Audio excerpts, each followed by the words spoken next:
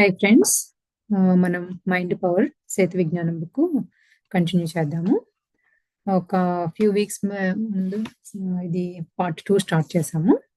Part 1లోనేమో మనకి బేసిక్గా ఒక 4 బుక్ను మొత్తాన్ని ఒక 4 పార్ట్స్గా డివైడ్ చేసి ఫిజికల్ రియాలిటీ అని, మన మైండ్ పవర్ అని, మన సోల్ అని, మల్టీ డైమెన్షనల్ సోల్స్ అని అలా నెమ్మదిగా అంటే రియాలిటీ మన డే టు డే రియాలిటీ నుంచి అసలు మనకి ఎలా సోల్ కాన్షియస్నెస్ నుంచి దానిలో అసలు మన సోల్ మనం ఎక్కడైతే ఉన్నామో ఈ ప్లానెట్ లో మల్టీ డైమెన్షనల్ ప్లానెట్స్ ఉంటాయి ఇక్కడ అని చెప్పి ప్లేన్స్ ఉంటాయి. మనం ఇప్పుడు భూమి అనేది 3 డైమెన్షనల్ ప్లేన్ అని, దానికంటే హయ్యర్ ఫ్రీక్వెన్సీలో ఉన్నాయి హయ్యర్ డైమెన్షనల్ ప్లేన్స్ అని, తక్కువ ఫ్రీక్వెన్సీ ఉన్నాయి లోవర్ డైమెన్షనల్ ప్లేన్స్ అని చెప్పి ఆ బుక్ ని అలా కంక్లూడ్ చేశారు. సో ఈ బుక్ లో వచ్చి మనం చదువుతున్న చాప్టర్ వచ్చి నీ వాస్తవానికి నీవే సృష్టికర్తవు అని. సో ఈ చాప్టర్ లో ఏం చెప్తున్నారు అంటే అసలు మన థాట్సే మన రియాలిటీని క్రియేట్ చేస్తాయని మనకు పార్ట్ 1లో చెప్పారు కదా, దాని కంటిన్యూయేషనే చెప్తూ ఉన్నారనమాట. సో దీనిలో ఏంటంటే కొన్ని ఫ్యూ పాయింట్స్ మనం చదువుకుంది లాస్ట్ వీక్ బిఫోర్. జస్ట్ సమ్మరీగా చెప్తున్నాను. సో మనం ఆలోచించే మనసు అనేది ఒక అహం వల్ల ఉత్పన్నమవుతుంది అని చెప్పి. సో మనం మనసు పెట్టి చాలాసేపు ఆలోచిస్తూ ఉంటే అక్కడే మన అహం అనేది అంటే ఈగో అనేది స్టార్ట్ అవుతుంది అని చెప్పి చెప్తున్నారు. సో ఎక్కువగా ఓవర్గా ఆలోచిస్తే ఆటోమేటిక్గా ఈగో స్టార్ట్ అవుతుంది అని చెప్పి ఒక చెప్పారు.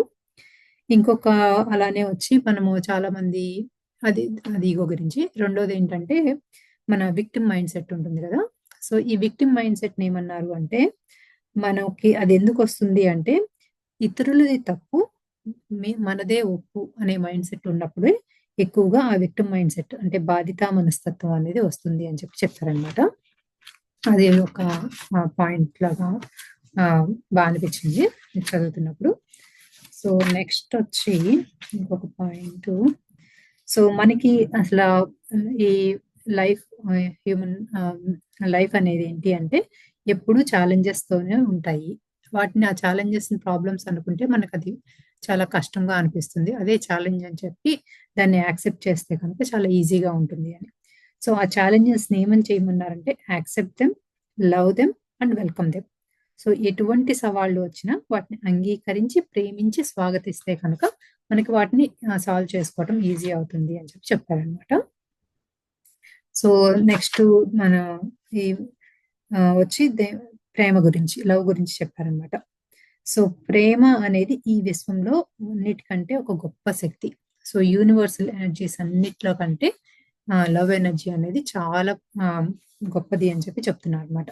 సో ఈ విధంగా వీటి గురించి అసలు మనకి ఈగో ఎక్కడి నుంచి వస్తుంది, మన మైండ్ సెట్ లో ఏమేమి ఉన్నాయి చెప్పి మనం ప్రస్తుతం లవ్ ఎనర్జీస్ గురించి చెప్తూ ఉన్నారనమాట.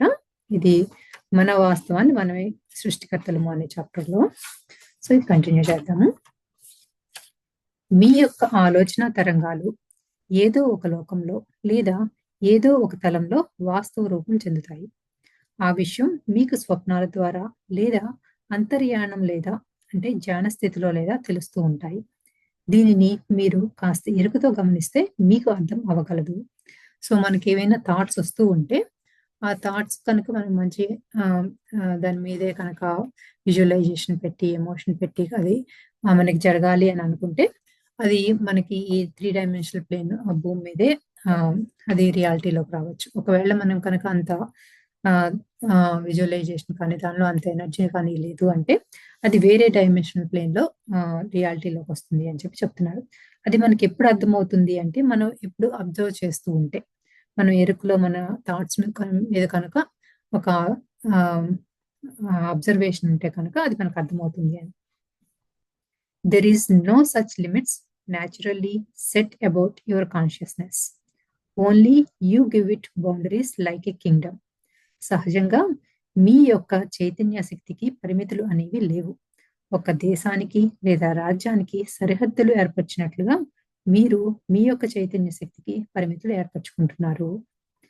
తల్లిదండ్రుల నుండి, విద్యాభ్యాసం నుండి, సమాజం నుండి, పరిస్థితుల నుండి, మీ జీవిత అనుభవాల నుండి పొందిన అనుభవ సారంతో మీ యొక్క లక్ష్యాలను సరిహద్దులను ఏర్పరిచి ఆ చట్రంలోనే సాధ్యం అసాధ్యం అంటే పాజిబుల్ ఇంపాసిబుల్తో కొట్టుమిట్టాడుతున్నారు. మీ అంతరంగంలోని చైతన్య శక్తి అనంతమైన సామర్థ్యం కలిగి ఉంది. కానీ మీ యొక్క పరిమిత జ్ఞాన అవగాహనతో సరి సరిహద్దులు ఏర్పరచుకుంటున్నారు. You set the boundaries on your goals. So ఏం చెప్పారు అంటే మన కాన్షియస్నెస్లో మన చైతన్యంలో అసలు దేనికి బౌండరీస్ అనేవి లేవు. సో మనకి ఆ బౌండరీస్ అన్ని మనం చేసుకున్నవి అనమాట. అంటే మనం మొదటి నుంచి చిన్నప్పటి నుంచి మన బిలీఫ్ సిస్టంలో వల్ల కానీ, మన సొసైటీలో మనం పెరిగిన దాని వల్ల కానీ, మన ఇంట్లో వాతావరణంలో కానీ ఏదో ఒక ప్రతిదానికి ఇదిగో మన బౌండరీస్లో మనం ఉండాలనో, లేకపోతే ఒక ప్రతిదానికి ఒక లిమిటేషన్స్తో అలా చిన్నప్పటి నుంచి అలా పెరగటం వల్ల అదే రకమైన లిమిటేషన్స్ మన థాట్ పవర్లో కూడా అనుకుంటూ ఉన్నాము. మనం ఏదైనా చేయగలమో, మనకేమైనా కాన్షియస్నెస్లో ఇది ఇంతవరకే చేయగలము, లేకపోతే లాజికల్ మైండ్ పెట్టి ఇది మనకు అవ్వదేమో అని చెప్పి మనంతట మనం లిమిటేషన్స్ పెట్టుకుంటున్నాము ఏదైనా చేయటానికి అని చెప్పి చెప్తున్నారు. In the most cosmic and most minutes away physical experiences comes from inner reality. Events are initiated from within and then appear without. సూక్ష్మ రూపంలో మరి బ్రహ్మాండ రూపంలో భౌతిక అనుభవాలు అంతరంగ వాస్తవం నుండి ఉద్భవిస్తున్నాయి. ఈ సంఘటనలు అంతరంగం నుండి ప్రకటితమై ఆ తర్వాత భౌతికంగా కనిపించి అంతర్గత ఛాయలను లేకుండా చేస్తాయి. సో మనకి ఏదైనా సరే రియాలిటీలోకి వచ్చింది, మన ముందు ఏదైనా జరుగుతోంది అంటే అది ముందు మన థాట్ పవర్లో ఎప్పుడో ఒకసారి వచ్చి ఉంది అని అర్థం. సో అసలు మన ఇన్నర్లో ఆ థాట్ అనేది రాకుండా మనకి అసలు మన దాన్ని ఫేస్ చేయము ఫిజికల్గా, అది మన ముందు రాదు అని చెప్పి చెప్తున్నాను అనమాట. In your terms I have no physical existence.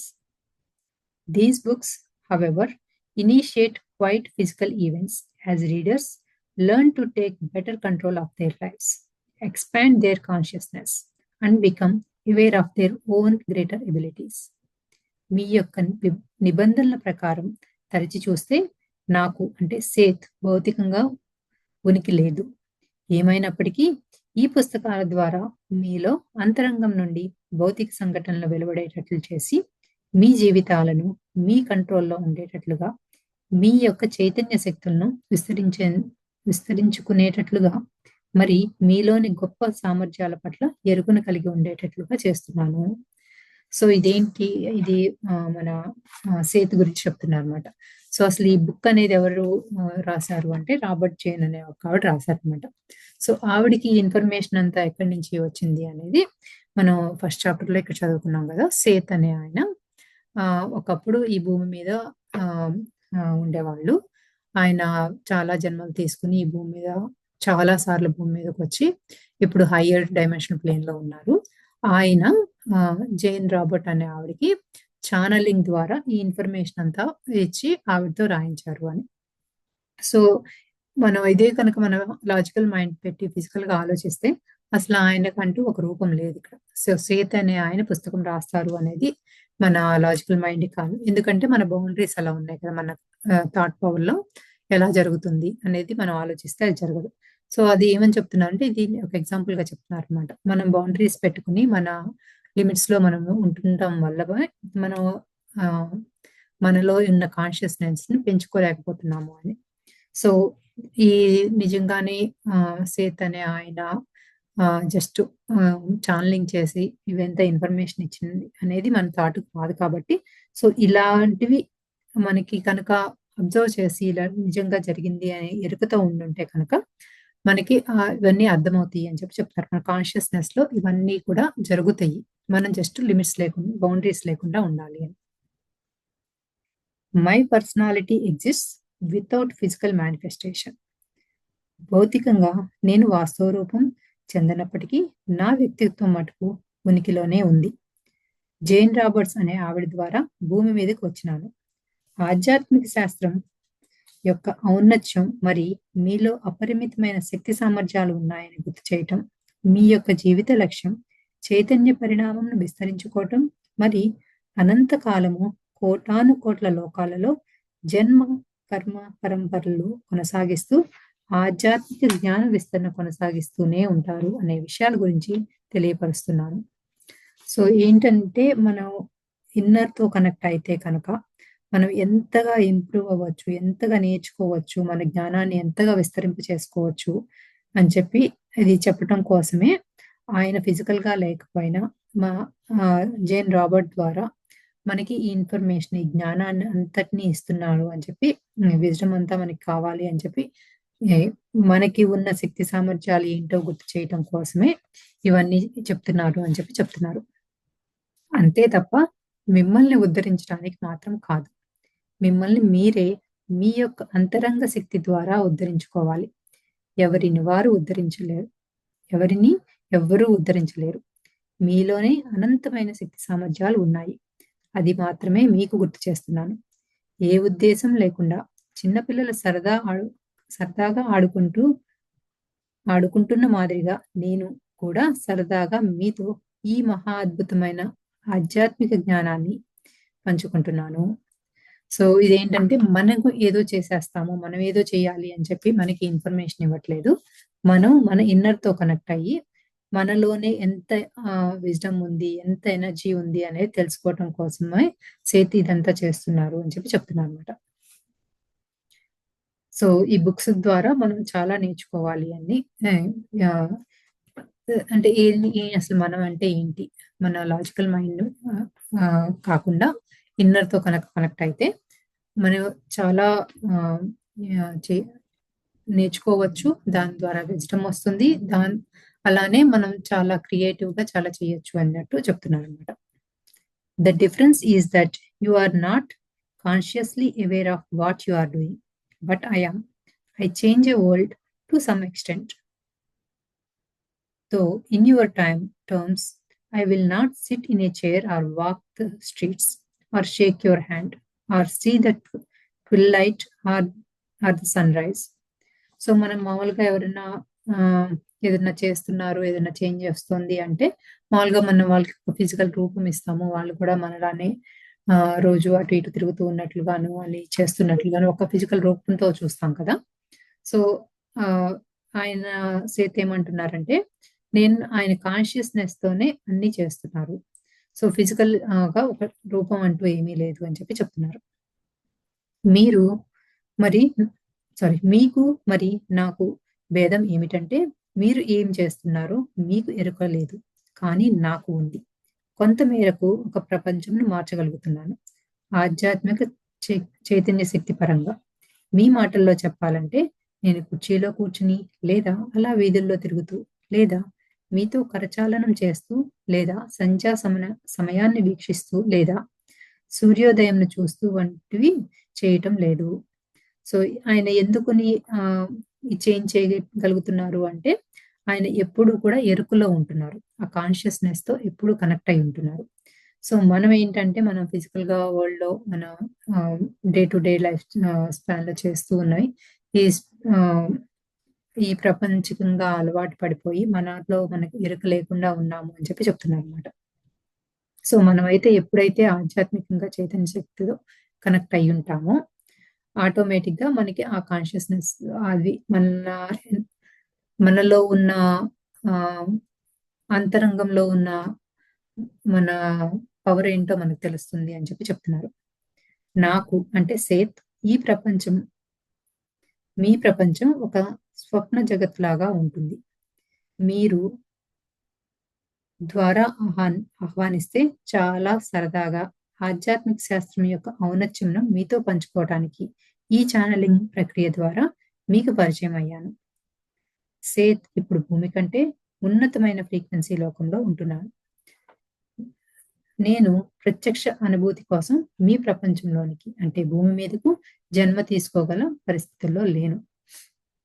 So ఆయన సేత్ ఈ భూమి మీదకి జన్మ తీసుకునే ఫ్రీక్వెన్సీ భూమితో ఉన్న ఫ్రీక్వెన్సీలో ఆయన లేరంట. హైయర్ ఫ్రీక్వెన్సీలో ఉన్నారు. అందువల్ల ఇక్కడ ఆయన ఫిజికల్‌గా రాలేరు. అందువల్ల ఇలా ఛానలింగ్ చేసి మనకి కావాల్సిన ఆధ్యాత్మిక శాస్త్రాన్ని మనతో షేర్ చేస్తున్నారు అని చెప్పి చెప్తున్నారు. You cannot force another person to experience an event he or she rejects. nor can anyone act in like manner against you. So-called good or bad events faithfully follow the inner mechanisms. అతడు ఆమె తిరస్కరించినప్పుడు అంటే ఇష్టం లేనప్పుడు ఒక భౌతిక సంఘటనను అనుభవింప చేసేటట్లుగా బలవంతంగా రుద్దలేరు. అదేవిధంగా నచ్చలేదంటే మీకు వ్యతిరేకంగా ఎవ్వరూ మిమ్మల్ని ఏమీ చేయలేరు. మంచి లేదా చెడుగా చెప్పబడే భౌతిక సంఘటనలను విశ్వంతో మీ అంతరంగంలో అంగీకరిస్తే అవి మీకు ఎదురవుతూ ఉంటాయి. ఇక్కడ నిర్భయ లేదా దిశ సంఘటనలను ఉదాహరణగా తీసుకుందాము. నా ఆత్మశక్తి నాకు రక్షణగా ఉంటుంది. ఈ మహాప్రకృతి నన్ను కాపాడుతుంది అనే భావన మీ ఫీలింగ్ మదిలో కలిగి ఉన్నట్లయితే ఈ మహాప్రకృతి వారికి రక్షణగానే ఉంటుంది. ఏదో అపాయం జరుగుతుంది అనే భయం, అభద్రతా భావం వలన అటువంటి దురదృష్టకర సంఘటనలు జరుగుతూ ఉంటాయి. మీ అంతరంగంలో ఏదో అపాయం జరుగుతుంది అని ఒప్పుకుంటేనే అలాంటివి మానవీయ సంఘటనలుగా చోటు చేసుకుంటూ ఉంటాయి. అందుకే ఆత్మజ్ఞానం అత్యంత అవశ్యం. అపారమైన జ్ఞానం ఉండవలసిన అవసరం లేదు, కానీ ఆల్ ఈజ్ వెల్, అంతా మంచికే. మహాప్రకృతి, ఈ పంచభూతాలు, ఈ ఆత్మశక్తి నాకు రక్షణగా ఉంటాయి అనే నమ్మకం ఆవగించే చాలు. మిగతా పని ఈ మహాప్రకృతే చేపడుతుంది, రక్షణని ఇస్తుంది. సో మనకి ఏం చెప్తున్నారు అంటే, మనకి ఇష్టం లేకుండా అసలు మన చుట్టుపక్కల అంటే మనం లైఫ్ లో ఏది ఎక్స్పీరియన్స్ చేయము అని. సో మనకి ఏది మంచి జరిగినా చెడు జరిగినా అది మనం ఏదో ఒక టైంలో మనకి ఇలా జరగాలి అని మనం ఊహించుకున్నాము, మన ఇలా జరుగుతుంది అని గట్టిగా నమ్మాము, అందువల్లనే అది జరుగుతుంది అని. సో అది మనం కనుక మనకి యూనివర్స్ అంతా హెల్ప్ చేస్తుంది, ఎప్పుడు మనకి ఏది కావాలంటే అది ఇస్తుంది అనే ఆ మైండ్ సెట్ లో ఉంటే కనుక ఆటోమేటిక్ గా మనకి ఎప్పుడు ఏదో ఒక సపోర్ట్ సిస్టమ్ ఉంటూనే ఉంటుంది. అన్ని పనులు అనుకున్నట్లు జరిగిపోతూ ఉంటాయి. అలా కాకుండా మనకి ఏదో ఇది ఎలా జరుగుతుంది, అమ్మో అలా జరగకపోతే ఎలాగా, ఒక రకమైన భయం ఉందనుకో, ఏదైనా పని మీద కానీ ఏదైనా చేస్తున్నప్పుడు, మన హెల్త్ విషయంలో కానీ, అది రిలేషన్షిప్ విషయంలో కానీ, ఏదైనా సరే మనకి దేని మీద భయం ఉంటే కనుక ఆ భయానికి సంబంధించినవి మన చుట్టూ జరుగుతాయి, ఆ సినారియోసే జరుగుతూ ఉంటాయి అని చెప్తున్నారు. సో అలా కాకుండా ఆల్ ఈజ్ వెల్, అంతా ఏం జరిగినా మన మంచికే, దానివల్ల మనం నేర్చుకుంటాము. మన చుట్టూ ఉన్న పంచభూతాలు, ఆత్మశక్తి అంతా కూడా మన ఎప్పుడు ప్రొటెక్ట్ చేస్తూ ఉంటుంది అని మనం గట్టిగా అనుకుంది అంటే ఏమాత్రం ఉన్నా చాలు, అంటే మనం ఏమాత్రం అనుమానం లేకుండా, భయం లేకుండా మనకి మనం ఎప్పుడు ప్రొటెక్ట్ చేయబడుతూ ఉంటాము అని చెప్పి ఎమోషనల్ గా మనం ఫీల్ అయితే ఆటోమేటిక్ గా అలానే జరుగుతుంది అని చెప్తున్నారు. Your emotions, visualisations and intents are connected to the invisible dimension of reality, that which governs the creation of form. By changing your thoughts or emotions or visualizations, you can form the change in which life appears to you. మీ యొక్క emotions, చిత్రీకరణలు మరియు సంకల్పాలు అదృశ్యతలంకు చెందిన వాస్తవంతో అనుసంధానం అవుతాయి. అది ఒక రూపంలో సృష్టిస్తుంది. మీ యొక్క ఆలోచనలు లేదా ఎమోషన్స్ లేదా చిత్రీకరణలు మార్చుకోవడం ద్వారా మీ జీవితంలో ప్రవేశించే సంఘటనలను సమూలంగా మార్పు చెందించుకోవచ్చు. వాస్తవ రూపం అంటే మేనిఫెస్టేషన్ అనే ప్రక్రియ హయ్యర్ డైమెన్షన్స్ లో చోటు చేసుకుంటుంది. 5వ డైమెన్షన్ మరి అంతకంటే హయ్యర్ డైమెన్షన్ తాలూకు సంబంధించి అన్ని ఫ్రీక్వెన్సీలతో మీ అంతరంగ ప్రపంచం అనుసంధానం కలిగి ఉంటుంది. All dimensions are within you. Okay, so ఇప్పుడు దాకా ఏమనుకుంటూ ఉన్నాము, సో మనం 3 డైమెన్షనల్ ప్లేన్ లో ఉన్నాము. సో మన ఫ్రీక్వెన్సీతో ఉన్న వాళ్ళు ఇక్కడ మన చుట్టూ ఉంటారు, మనం వాళ్ళతో కనెక్ట్ అవుతాము అని అనుకుంటూ ఉన్నాం కదా. సో ఇక్కడ ఏం చెప్తున్నారంటే, సో మనం కనుక ఒకవేళ మనం ఇప్పుడు ఏ సిచ్యువేషన్ లో ఉన్నా, ఏ ఇబ్బంది పడుతూ ఉన్నా, హెల్త్ ప్రాబ్లమ్స్ తో ఉన్నా, సో మనం కనుక అవన్నీ పోయినాయి, మనం దాన్ని విజువలైజ్ చేసుకుని ఎమోషన్స్ తో అన్ని పాజిటివ్‌గా ఆలోచించి అన్నీ తగ్గిపోయి నేను చాలా చక్కగా ఉన్నాను. నేను ఇంకా ఆహ్, హై ఏదైనా హైకింగ్ చేయాలని, ఫిజికల్‌గా ఏదైనా చేయాలనో, లేకపోతే లైఫ్‌లో ఏదైనా మంచి పొజిషన్‌లోకెళ్ళాలని, లేకపోతే ఆహ్, ఆధ్యాత్మికంగా బాగా ఎదగాలనో, భౌతికంగా బాగా ఎదగాలనో, ఏదైతే మనకైతే ఏమైతే అనుకుని దాన్ని విజువలైజ్ చేసుకొని దాన్ని గట్టిగా నమ్ముతామో, ఆటోమేటిక్‌గా మనకున్న ప్రస్తుతం ఉన్న ఇష్యూస్ అన్నీ కూడా పోతాయి అని చెప్తున్నారనమాట. సో, మనం గట్టిగా ఏదైతే అనుకుంటామో దాన్ని మేనిఫెస్ట్ చేయగలుగుతాము అని. సో, అదొక్కటే కాకుండా మనం మామూలుగా ఈ మేనిఫెస్టేషన్ హైయర్ డైమెన్షన్స్‌లో చాలా ఫాస్ట్‌గా జరుగుతుంది అని కూడా అనుకున్నాం కదా! సో, మనం 3 డైమెన్షనల్ ప్లేన్‌లో ఉన్నాము. ఫిఫ్త్ డైమెన్షనల్ ప్లేన్ అనేది ఎక్కడో ఉంటుంది. అక్కడికి మనం వెళ్ళాలి అని. అది కూడా ఫిఫ్త్ డైమెన్షన్ కూడా మన ఇన్నర్‌లోనే మనతోనే ఉంది అని చెప్తున్నారు. అదొక ఫిఫ్త్ డైమెన్షన్ అనే కాదు. ఏ ఫ్రీక్వెన్సీ అన్ని ఫ్రీక్వెన్సీస్ మన ఇన్నర్‌లోనే, మన కాన్షియస్‌నెస్‌లోనే ఉన్నాయి అని చెప్తున్నారు. ఒక ప్రధాన శత్రువు. I don't have enough time. మీ లక్ష్యాలు, సంకల్పాలు ఆలస్యం అవ్వటానికి ఒక ప్రధాన శత్రువును ఇక్కడ గమనించండి. లక్ష్యాలను, సంకల్పాలను నెరవేర్చడానికి సరిపడా సమయం దొరకటం లేదు అనే భావన. సో, మనందరం అనుకునే ఏదో ఒక టైంలో అనుకున్నాము, లేకపోతే ఇంకా అనుకుంటూ కూడా ఉండుండొచ్చు. ఏదన్నా చేయమన్నప్పుడు, లేకపోతే చేద్దాం అనుకున్నప్పుడు, మనకొచ్చిన ఆపర్చునిటీస్ మనకిష్టమున్నా కూడా చేద్దాము అనుకున్నా కూడా, మనకి టైం లేదేమో, అక్కడ వేరే పని ఉందేమో, అది ఇది 2 చేయలేమేమో. సో, అదే మనకి అసలు మెయిన్ మనకి అంటూ ఒక శత్రువు అని చెప్తున్నారు. సో, లక్ష్యాలను, సంకల్పాలను నెరవేర్చడానికి సరిపడా సమయం లేదు, దొరకటం లేదు అనే భావన మనకి చాలా ఎక్కువుంటుంది. ఇది నిజమేనా? సమయమే దొరకటం లేదా? గొప్ప గొప్ప కార్యాలు అంటే లక్ష్యాలు సాధించిన వారిని ఒక్కసారి పరిశీలించండి. వారికున్న సమయం కూడా 24 గంటలే కదా రోజుకి. సరిపడే సమయం దొరకటం లేదు అని మీరు భావిస్తున్నట్లయితే అది ఒక నమ్మక వ్యవస్థ అంటే బిలీఫ్ సిస్టమ్. ఆ తర్వాత ఒక అలవాటుగా అంటే హ్యాబిట్‌గా మారిపోయింది. అబ్బా! ఒక్క చిన్న సెంటెన్స్‌లో భలే నీట్‌గా చెప్పేశారు. అంటే మనం ఎప్పుడూ అనుకుంటూ ఉంటాం. మనకి టైం లేదు. మేము ఆ పని చేయాలి, ఈ పని చేయాలి అనుకుంటూ ఉంటాం కదా! సో, అసలది నిజంగానేనా? అసలది అంటే కంప్లీట్‌గా మన బిలీఫ్ సిస్టమ్ నుంచే వచ్చింది. అంతేకాని అది నిజంగా అది అంటే అది స్టార్టింగ్‌లోనేమో బిలీఫ్ సిస్టము. ఆ తర్వాతేమో మనకొక హాబిట్ లాగా తయారైపోయింది అని చెప్తున్నారు.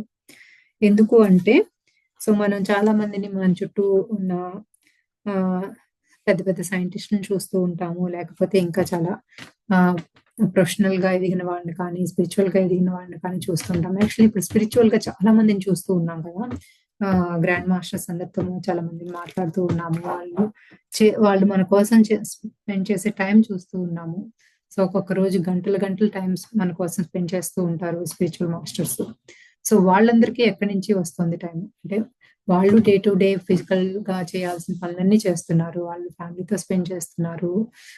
వాళ్ళు రెస్పాన్సిబిలిటీస్ ఏమున్నాయో అవన్నీ వాళ్ళు చేస్తున్నారు. అయి చేయగా కూడా మనతో పాటు ఎన్నో గంటలు గంటలు స్పెండ్ చేస్తున్నారు. మనకేదైనా స్పిరిచువల్‌గా క్వెషన్స్ వచ్చినా, లేకపోతే ఈ స్వాధ్యాయం గురించి కానీ, సజ్జన సాంగత్యం గురించి కానీ, ఎంతో సమయం వాళ్ళు ఈటిలో పెడుతున్నారు. వాళ్ళకి రోజులో 24 గంటలే ఉంది. మనకి 24 గంటలే ఉంది. సో, వాళ్ళెందుకు అన్ని చేయగలుగుతున్నారు? మనం ఎందుకు చేయలేకపోతున్నాము అంటే, మన బిలీఫ్ సిస్టమ్‌లోను మనకి అలా మనకి టైం లేదు. మనం ఇక్కడ టైమ్ స్పెండ్ చేస్తే ఇంకో పని చేయలేమేమో, అది మనకి ఇంపార్టెంటు. దానికి కదా చేయాల్సింది అని చెప్పి మనం రెండిట్లో ఏదో ఒక దాన్నే ప్రయారిటైజ్ చేసుకుంటూ, అలా మన బిలీఫ్ సిస్టమ్ ఉండటం వల్ల అది అది స్టార్టింగ్ బిలీఫ్ సిస్టము. తర్వాతేమో అదొక హాబిట్ లాగా. అంటే ఏదైనా ఒకసారి స్టార్టింగ్‌లో చేసేటప్పుడు ఆలోచిస్తూ ఉంటాము. మళ్ళీ అదే చేయగానే ఒక హాబిట్ అయిపోతుంది కదా! సో, మనకదొక హాబిట్ లాగా అయిపోయింది. ఇప్పుడు టైం లేదు అనేది అని చెప్తున్నారు. సరిపడే సమయం దొరకటం లేదు అనే భావన మీలో ఉన్నట్లయితే, జీవితంలో సరిపడే సమయం ఎప్పటికీ దొరకనే దొరకదు. ఇలా చెప్పుకోవటం వల్ల మీకేమైనా ప్రయోజనం చేరుకుంటుందా?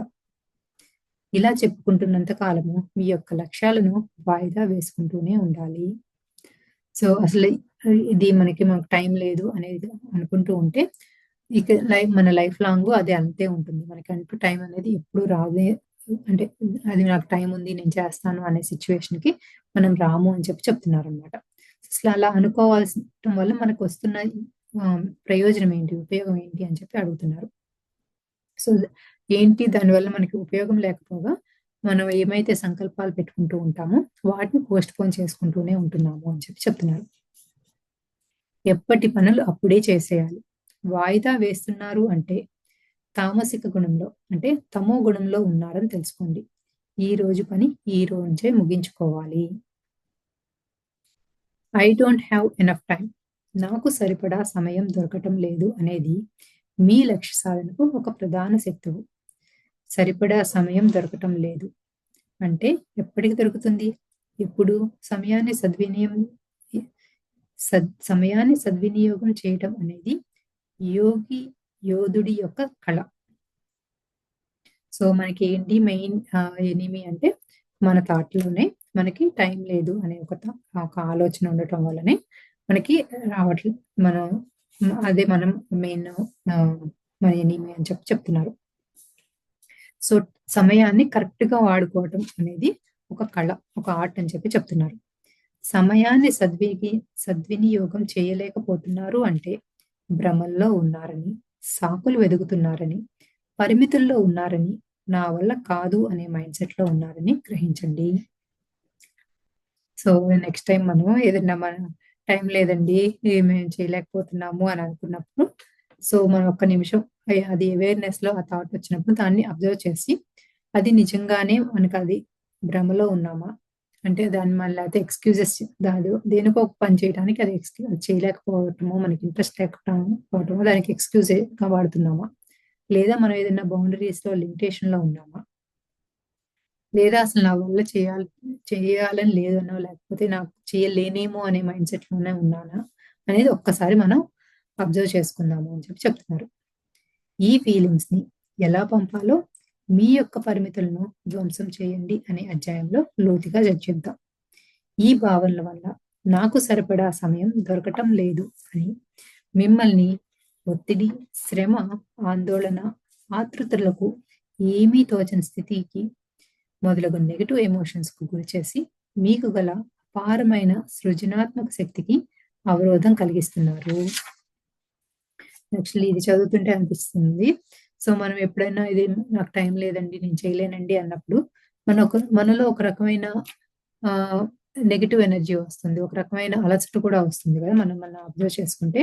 సో ఎందుకు వస్తుంది అంటే అది మనలో ఉన్న ఇన్నర్ క్రియేటివిటీని తగ్గిస్తూ దాని మీద ఒక రకమైన ప్రెషర్ పెట్టి, స్ట్రెస్ పెట్టి, దాని మీద టెన్షన్, యాంగ్జైటీ యాడ్ చేయడం వల్ల అలా జరుగుతుంది. అదంతా నెగిటివ్ ఎమోషన్ కదా, మనం చేయలేకపోతున్నాము అంటే దాన్ని పాజిటివ్ గా తీసుకొని చేద్దాము అన్నాం, లేకపోతే దానిలో ఎక్కడో ఒక రకమైన నెగిటివ్ ఎమోషన్ ఉండటం వల్ల మన సృజనాత్మక శక్తిని రెసిస్ట్ చేస్తున్నాము అని చెప్పి చెప్తున్నారు అనమాట. ఎవరిని యాడ్ చేస్తారా ఇంతవరకు? ఎంత చదువుతూ ఉంటే అసలు చాలా ఇన్ఫర్మేషన్ వస్తూ ఉంది. అంటే నాకైతే ఇంత సింపుల్ గా చెప్పేస్తున్నారేంటి, మనం అసలు ఇది ఎలా ప్రాక్టికాలిటీలో పెట్టగలము అనేది కొంచెం డౌట్ గా అనిపిస్తుంది. అంటే ఇంత సింపుల్ గా ఉంది అసలు, అంటే మెయిన్ ఎస్పెషల్లీ ఈ టైం గురించి లాస్ట్ కపుల్ ఆఫ్ పారాగ్రాఫ్ మనం అసలు కాన్స్టెంట్ గా ఎప్పుడు అనుకునేది, ఇప్పటికీ నేనైతే అనుకుంటూనే ఉంటాను, ఓ టైం లేదు కదా మనం అది ఇది రెండు ఎలా చేయగలము, లేకపోతే ఏదో ఒకటి అంటే అలా అనుకున్నప్పుడు ఒక రకమైన నీరసం ఆ మైండ్ లో అనిపిస్తూ ఉంటుంది.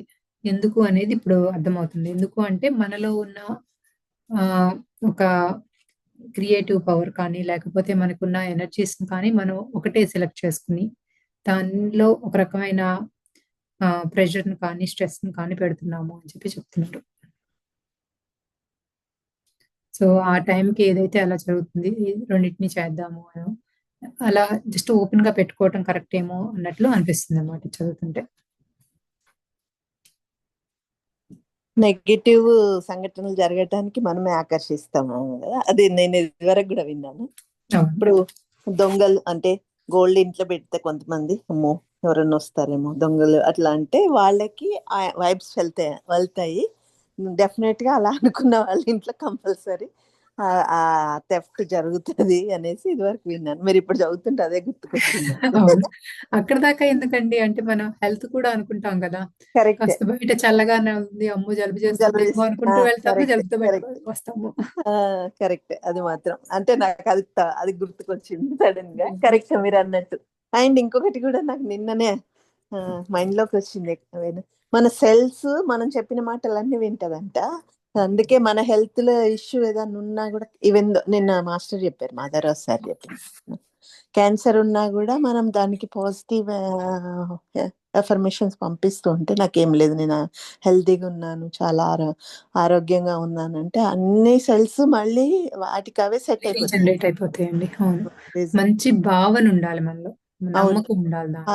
అండ్ ఎప్పుడు పాజిటివ్ అఫర్మేషన్స్ పంపించాలి. అంటే ఇన్ఫర్మేషన్ మొత్తం ఆ లోపల ఉన్నా కూడా దాన్ని ఎక్స్ప్రెస్ చేయకుండా నేను చాలా హెల్తీగా ఉన్నాను, నేను చాలా హ్యాపీగా ఉన్నాను అని. అది నా మైండ్ లోకి నేను వెళ్ళింది. అది రాత్రి అంతా పొద్దున కూడా అంతే, నేను చాలా హ్యాపీగా ఉన్నాను, నేను చాలా ప్రేమతత్వంతో ఉన్నాను, ఇలాంటి వర్డ్స్ ఆడుకున్న పొద్దున అనుకొని ఈవెన్ ద వాటర్ తో కూడా అలాగే మాట్లాడుకుంటే అదే అనిపించింది నాకు. దట్స్ అంతే కదా. అసలు వాటర్ చాలా ఎనర్జీ ఉంటుందండి. అవును. మార్నింగ్ ఎస్పెషల్లీ బ్రష్ మనం చేసేటప్పుడు కొంచెం వాటర్ తాగే ముందు నిన్న మణిగారు ఎవరో పంపించారు కూడా గ్రూప్ లో అది. అది జీకే శివాని గారు యాక్చువల్లీ ఎక్కువ చెప్తారు దాని గురించి. మనం తాగే వాటర్ లో జస్ట్ ఒక 5 సెకండ్స్, దాన్ని ఇంకా చూడాల్సిన పని కూడా లేదు. కుదిరితే చూద్దాము, లేకపోతే మనం బయట ఉన్నప్పుడు జస్ట్ తాగే ముందు ఒక 5 సెకండ్స్ నేను ఎంతో బాగున్నాను, చాలా ఆనందంగా, చాలా ప్రశాంతంగా ఉన్నాను, నేను ఎంతో ప్రేమతో ఉన్నాను, నా చుట్టుపక్కల ఎంత చక్కగా జరుగుతుంది, మనకి ఏవైతే ఎఫర్మేషన్స్ అనుకున్నామో అవి అనుకుని తాగితే అది మన బాడీలో అదే వైబ్రేషన్స్ మన బాడీలోకి వెళ్తాయి అని అవును. బాగా చెప్తారు. అదొకటిను. అలా కాకుండా నాకు నాకు ఇది వద్దు అని కాకుండా, నాకు నాకు జలుబు వద్దు, లేకపోతే నాకు జ్వరం రాకుండా ఉండాలి అలా అనుకోకుండా, నేను అసలు చాలా ఆరోగ్యంగా ఉన్నాను అలా అనుకోవాలి. సో అది వద్దు అని నెగెటివ్ సెన్స్ ని నెగేట్ చేస్తూ కాకుండా ఓన్లీ పాజిటివ్ గా పాజిటివ్ అనుకుంటే. వర్డ్స్ యూజ్ చేయాలి. నేను ఇప్పుడే అదనుకున్నా, మా పాప హిప్ కొంచెం ప్రాబ్లం ఉందని బెల్ట్ వేశారు, అది స్పీడ్ గా నడుస్తుంటే పడతావు అంటున్నా, కానీ ఈ వర్డ్ యూజ్ చేయొద్దు కదా, నేను జాగ్రత్త అంటున్నా, పడతావు అంటున్నా, కానీ ఇంకొక వర్డ్ ఏం యూజ్ చేయాలి దీనికని ఇప్పుడే ఆలోచించిన అక్కడ నేను ఆ పాప దగ్గర. పడతావు అనకుండా ఇంకొక వర్డ్ వాడాలి కదా, దానికి ఏం వాడాలి అనేసి అనుకుంటున్నాను నేను. మన నోట్లోంచి ఎన్ని నెగటివ్స్ వస్తాయని అక్కడే ఆలోచిస్తున్నా పాప దగ్గర కూర్చొని. వద్దు అంటాము, పడతాం అంటాము, ఏదో అవుతుందనే చెప్తాం, కానీ ఇంకా వర్డ్ ఎప్పుడు యూజ్ చేయం కదా పిల్లల దగ్గర అనేసి నేను ఇప్పుడే 2 నిమిషాల క్రితం ఆలోచించాను. సో చక్కగా నడువమ్మా అంటే సరిపోతుంది, చక్కగా నడుస్తుంది అనుకుంటే సరిపోతుందేమోనండి అయితే. అని వాళ్ళు ఇప్పుడు పరిగెడుతూ ఉంటే మనకి ధైర్యం ఏమొస్తుంది, కొంచెం నెమ్మదిగా నడువమ్మా అంతే. అదే ఆ వర్డ్స్ రావు కదా. అదే మన బిలీఫ్ సిస్టమ్ లో మనం చిన్నప్పటి నుంచి ఇలానే ఉండిపోయాము. అదే మళ్ళా ఇప్పుడు మీరు చక్కగా నడువు, నెమ్మదిగా నడువు అనే వర్డ్ కూడా గుర్తు రాలేదు నాకు. దీనికి వేరే వేరే పాజిటివ్ ఏం మాట్లాడాలని ఆలోచించిన నేను. అంతే. మన ప్రతి థాట్ మీద అలా అవేర్నెస్ వస్తుంటే అసలు మనకి చాలా అమేజింగ్ గా ఉంటుంది. కరెక్ట్. అసలు అవేర్నెస్ తో ఉంటే చాలా మార్పులు వస్తాయి అనేది అర్థమవుతుంది. కానీ ఇంకా చాలా వాటి అంటే నేను ఇదివరకంటే బెటర్ గా చాలా ఉన్నాను అనుకున్నా, కానీ ఇంకా చూస్తూ ఉంటే ప్రతిదీ అబ్జర్వ్ చేస్తే ఇంకా మనం చాలా వాటిలలో ఇంత ఉందా మనలో, అంటే వేరేలాగా ఆలోచించే బిలీఫ్ సిస్టమ్ అనుకున్నాను నేను. తవ్వుతూ ఉంటే వస్తూనే ఉంటుందండి. అంతే. ఏదో నేర్చేసుకున్నాం అనుకుంటుంటే అసలు మళ్ళీ మళ్ళీ వస్తుంది. అది నేర్చుకుంటూ కూడా చాలా బ్లిస్ఫుల్ గా ఉంటుంది. కరెక్ట్. భలే కొత్తగా నేర్చుకున్నాము. అసలు పక్కనాళ్ళ మీద పాయింట్ చేయటం అసలు చాలా తగ్గిపోతుంది. 100% అది మాత్రం చాలా యాక్సెప్టెన్స్ లోకి వచ్చేసింది. ఫస్ట్ ఎప్పుడన్నా చిన్న ఫీలింగ్ వచ్చినా కూడా ఇమ్మీడియట్ గా లోపల నుంచి ఒక వాయిస్ వచ్చి జన్మాస్టర్ లాగా ఒక ఈగో కొట్టుకుంటూ వచ్చేస్తుంది కదా, అది వస్తుంది డెఫినెట్లీ 100% వస్తుంది. అది ఎప్పుడన్నా ఒక చిన్న థాట్ వచ్చినా కూడా వెనక నుంచి వచ్చేస్తుంది, అది టక్కుమని కొడుతుంది మనల్ని. ఆ అవేర్నెస్ వచ్చింది చాలా మట్టికి. అవేర్నెస్ రావడంతో ఏమవుతుంది అంటే అది పక్కన వాళ్ళది కాదు తప్పు, మనలోనే తప్పు అనేది అర్థమయ్యి, ఆ తప్పుని మొదట్లోనేమో గిల్ట్ గా ఉండేది, అవును. అప్పుడు ఆ గిల్ట్ కూడా తగ్గిపోయి అక్కడ మనం నేర్చుకోవడానికి కదా ఇది చెప్తోంది. సో ఫస్ట్ మనం ఆఫ్ ఆల్ నేర్చుకుందాం అంతే. అంతే. ఫస్ట్ ఆఫ్ ఆల్ యాక్సెప్టెన్స్ లోకి వచ్చాం కదా. అవును. ఒకరు అనుకుంటారు, వాళ్ళకి చెప్తే బాగోదు, వాళ్ళు ఏమనుకుంటారు, అట్లాంటివి పోయినాయి కాబట్టి ఏదైనా 100% మనం చేసిన తప్పును ఒప్పుకుంటే హ్యాపీగా ఉంది చాలా అసలు. అవును. ఇదివరకేమో తప్పు ఒప్పుకుంటే వాళ్ళు ఇంకొకటి అనుకుంటారేమో, ఇంకొకటి అంటారేమో, ఆ ఫీలింగ్ ఉండేది. ఇప్పుడేమో మనకి చిన్న చూపు చూస్తారేమో అనే భయం ఉండేది. అవును. ఇప్పుడు ఇప్పుడైతే పక్కన వాళ్ళ అసలు అవసరమే వాలిడేషన్ అయితే లేదు. అసలు లేదు మనకి. లేదు. That's true. గాయత్రి గారు మీరు ఏమైనా యాడ్ చేస్తారా? మీరు ఏ బుక్ చదువుతున్నారండి? సారీ, నేను ఇప్పుడే జాయిన్ అయ్యాను, మిస్ అయ్యాను. ఏం పర్లేదండి. మైండ్ పవర్ అని సేతు విజ్ఞానం బుక్ అండి. Okay okay. ఇది మీకు ఐడియా ఉందండి సేతు విజ్ఞానం? పేరు విన్నాను కానీ ఇప్పుడు చదవలేదండి. ఓకే. ఇది సేత్ మాస్టర్ అనండి. ఈయన యాక్చువల్లీ ఫిజికల్ గా ఉండరు ఈ భూమి మీద. అంటే ఎప్పుడో ఛానలింగ్ తో వచ్చిన మెసేజెస్ కదా. వస్తూ ఉంటాయి. అదే జేన్ రాబర్ట్స్ అని ఆవిడ న్యూయార్క్ లో ఉండేవాళ్ళు. సో ఆవిడకి ఛానలింగ్ చేసి ఆవిడ వాళ్ళ హస్బెండ్ ద్వారా చాలా బుక్స్ రాశారండి. సో మనము ఇదే ఫస్ట్ బుక్, దీనిలోనే మైండ్ పవర్ అని ఒక బుక్ ఆల్రెడీ పార్ట్ 1 చదివాము. ఇది పార్ట్ 2 లోనండి. మనం స్టార్ట్ చేసి ఒక 3 weeks అయింది. సో యాక్చువల్లీ ఇవాళ నుంచే రికార్డింగ్ స్టార్ట్ చేస్తున్నాము. సో పాతవి కూడా నేను ఆల్రెడీ లాస్ట్ 3 weeks లో చదివి మళ్ళీ రికార్డ్ చేసి దీని ముందు అటెండ్ చేస్తాను అయితే. Okay okay, thank you. ఇవన్నీ ఏంటంటే అసలు మన థాట్స్ ఎలా ఉన్నాయి, మన చుట్టూ జరిగే అసలు ఏమై ఇన్సిడెంట్స్ అన్ని అసలు ఎలా జరుగుతున్నాయి. సో దీని అన్నిటికీ కూడా మన థాట్స్ తో కనెక్ట్ చేస్తారనమాట. సో ప్రతి ఇన్సిడెంట్ మన థాట్ లో ఏదో ఒక టైంలో, అంటే అది అసలు ఏది జరిగినా మన ముందు ఇన్సిడెంట్, మనం ఎదురుగా కారు యాక్సిడెంట్ అయినా మనం ఎప్పుడో ఏదో సినిమాలో చూసినప్పుడు ఎప్పుడో ఓహో ఇలా అదే యాక్సిడెంట్ అవుతుందా అన్న ఏదో ఒక టైంలో మనం అనుకున్నాం, థాట్ లో ఒక ఫ్యూ సెకండ్స్ అయినా దాని మీద థాట్ పెట్టాం, అందువల్లే అది జరుగుతుంది అని చెప్తున్నట్టు అనమాట. మనం చదివే చాప్టర్ ఇప్పుడు నీ వాస్తవానికి నువ్వే సృష్టికర్తవు. అంటే మన ముందు ఏదైతే జరుగుతుందో దానికి మనమే సృష్టి చేస్తున్నాము. ఎలాగూ అంటే థాట్స్ ద్వారా.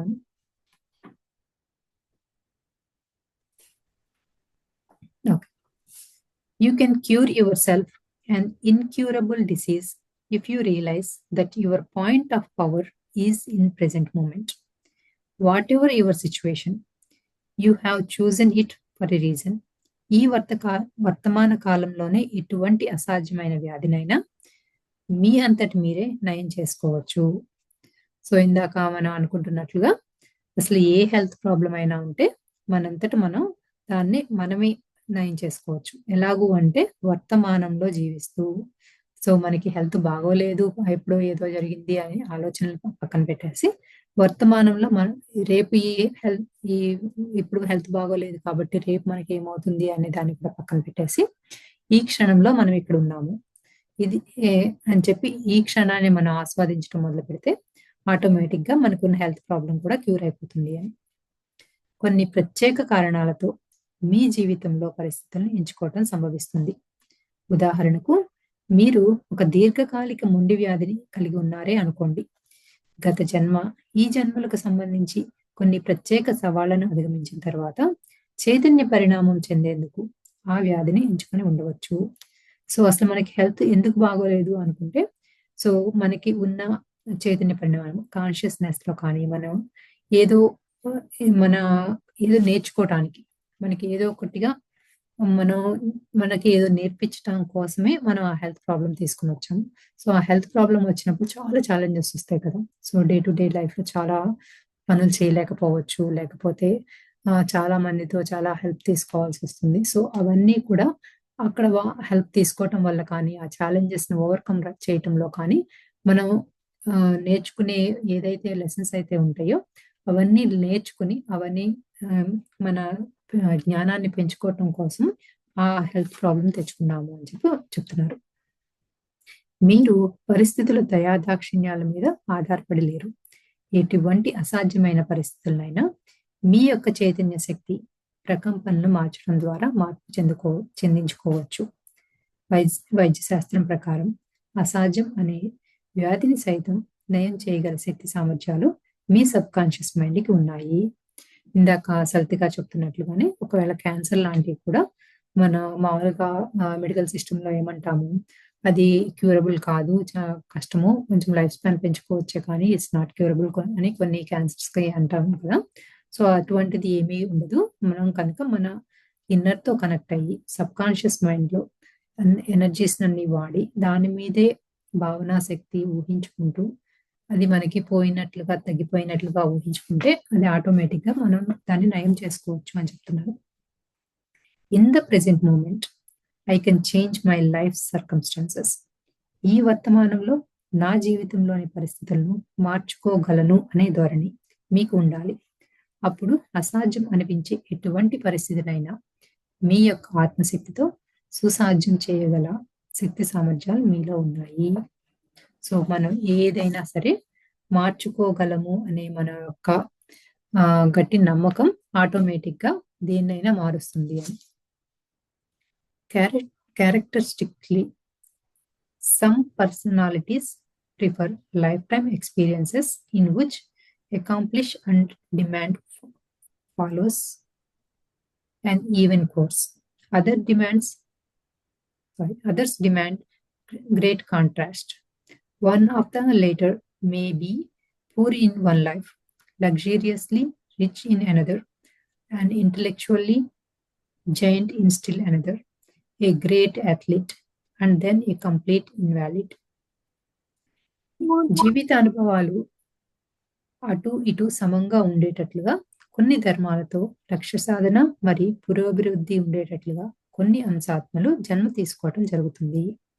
సో ఏంటంటే మనం ఇక్కడ లాస్ట్ టైం అనుకున్నాం కదా, హయ్యర్ సెల్ఫ్ నుంచి పూర్ణాత్మ నుంచి అంశాత్మలు మళ్ళీ మన ఆలోచనలతో మన కొన్ని అంశాత్మలుగా జన్మ తీసుకుంటాము అని. సో ఈ జన్మలో ఎలా అయినా ఉండొచ్చు, అంటే అది పూర్ లైఫ్ అయినా, లగ్జరీ లైఫ్ అయినా, చాలా ఇంటెలెక్ట్ చాలా ఎక్కువ ఉండైనా, ఎలా అయినా ఉండినా, ఏ ధర్మాలతో ఉన్న లక్ష్య సాధన ఎలా వచ్చినా కూడా ఇక్కడ మనము పురోభివృద్ధి చేయడం కోసం మాత్రమే ఈ జన్మలు తీసుకుని వచ్చాము అని చెప్తున్నారు. సల్తి గారు ఏమైనా యాడ్ చేస్తారా?